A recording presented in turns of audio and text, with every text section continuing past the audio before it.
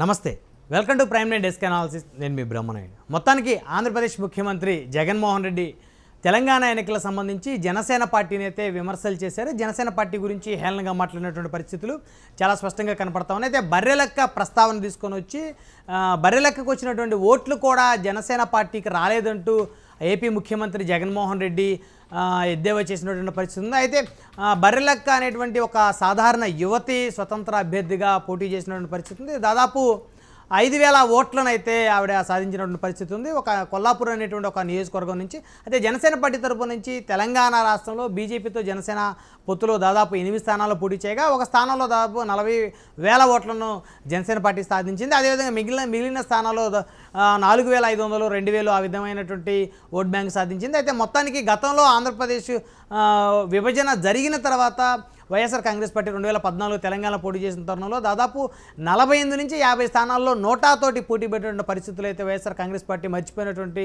సందర్భాన్ని జగన్మోహన్ రెడ్డి ఈ విధంగా మాట్లాడటం ఇంకోసారి గుర్తు చేసుకోవాల్సి వస్తూ ఉంది. అయితే మొత్తానికి చూస్తే బర్రెలెక్క లాంటి ఒక సాధారణ యువతకి నిజంగా జగన్మోహన్ రెడ్డి లాంటి వ్యక్తులు టికెట్లు ఇచ్చేటువంటి పరిస్థితులు ఉంటుందా అంటే ఖచ్చితంగా లేదనేది రాజకీయ వర్గాల దగ్గర నుంచి వినపడుతున్నమాట.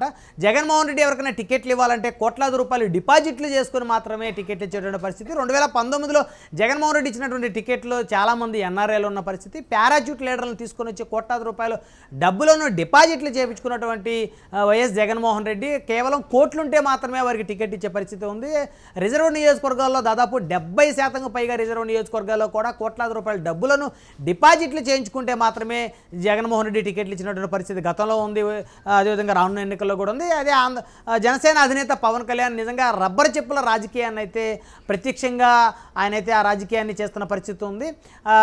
రబ్బర్ చెప్పులు వేసుకున్న వ్యక్తులను అసెంబ్లీకి పంపించాలనేటువంటి ఉద్దేశంతో నిరుపేదలైనటువంటి ఎంతోమంది వ్యక్తులకి టికెట్లు ఇచ్చిన పరిస్థితి ఉంది. గతంలో 2009లో ప్రజారాజ్యంలో చూసుకుంటే తుప్పాకుల మునిమ్మ లాంటి ఒక సాధారణ గిరిజన మహిళకు సైతం కూడా ఆ రోజు మెగా ఫ్యామిలీ ఎమ్మెల్యే టికెట్ ఇచ్చిన పరిస్థితి ఉంది. ఏ రోజు కూడా వైఎస్ రాజశేఖర రెడ్డి కానీ అదేవిధంగా జగన్మోహన్ రెడ్డి కానీ నిరుపేదలకు ఎప్పుడు కూడా టికెట్లు ఇచ్చిన పరిస్థితి అయితే లేదు. ప్రత్యేకించి చెప్పాలంటే జగన్మోహన్ రెడ్డి ఎంతోమంది దగ్గర కోట్లాది రూపాయల డబ్బులు తీసుకొని మాత్రమే ఎమ్మెల్యే టికెట్లు ఇచ్చారు. కోట్లాది రూపాయల డబ్బులను డిపాజిట్లు చేసుకొని మాత్రమే ఎమ్మెల్యే టికెట్లు ఇచ్చారంటూ రాజకీయ విశ్లేషకులు ఆరోపణ చేస్తున్నారు.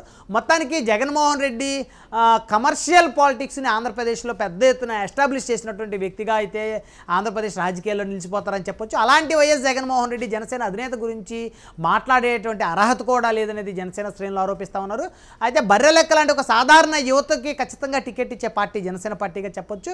బర్రెలెక్క కన్నా ఇంకా ఆర్థికంగా చిన్న వ్యక్తులకి ఎంతోమందికి జనసేన అధినేత గతంలో 2019లో కానీ లేకపోతే ఇప్పుడు జరిగినటువంటి తెలంగాణ ఎన్నికలు ఏవైతే ఉన్నాయో ఆ తెలంగాణ ఎన్నికల్లో దాదాపు 8 స్థానాలు పోటీ చేస్తే దాదాపు 5 ఎవరైతే అభ్యర్థులు ఉన్నారో ఆ 5 అభ్యర్థులు బర్రెలెక్క కన్నా తక్కువ ఆర్థిక స్తోమత ఉన్నటువంటి అభ్యర్థులకైతే జనసేన అధినేత టికెట్లు ఇచ్చారని చెప్పొచ్చు. వారిలో విద్యావంతులు పిహెచ్డీ చేసినటువంటి వ్యక్తులు కూడా ఉన్నారని చెప్పొచ్చు. మరి అలాంటి క్వాలిటీస్ ఉన్నటువంటి జనసేన అధినేతను ఉద్దేశించి బర్రెలెక్కకు వచ్చినటువంటి ఓట్లు కూడా రాలేవంటూ ఆంధ్రప్రదేశ్ ముఖ్యమంత్రి జగన్మోహన్ రెడ్డి ఎద్దేవా చేయడం అయితే నిజంగా హాస్యాస్పదంగా చెప్పొచ్చు. నిజంగా జగన్మోహన్ రెడ్డికి చిత్తశుద్ధి ఉంటే కోట్లాది రూపాయల డబ్బులను డిపాజిట్లు చేయించుకున్న టికెట్లు ఇవ్వకుండా బర్రెలెక్క లాంటి సాధారణ యువతలకి ఒక్క 10 మందికి టికెట్లు ఇచ్చి వారిలో కనీసం ఇద్దరినైనా జగన్మోహన్ రెడ్డి ఎమ్మెల్యేగా గెలిపించినాడు. ఈ విధమైనటువంటి విడ్డూరకరమైనటువంటి మాటలు మాట్లాడటానికి జగన్మోహన్ రెడ్డికి అర్హత ఉంటుంది. కానీ జనసేన అధినేత లాంటి వ్యక్తులను మాట్లాడేటువంటి అర్హత అయితే ఖచ్చితంగా జగన్మోహన్ రెడ్డికి ఉండదని చెప్పాలి.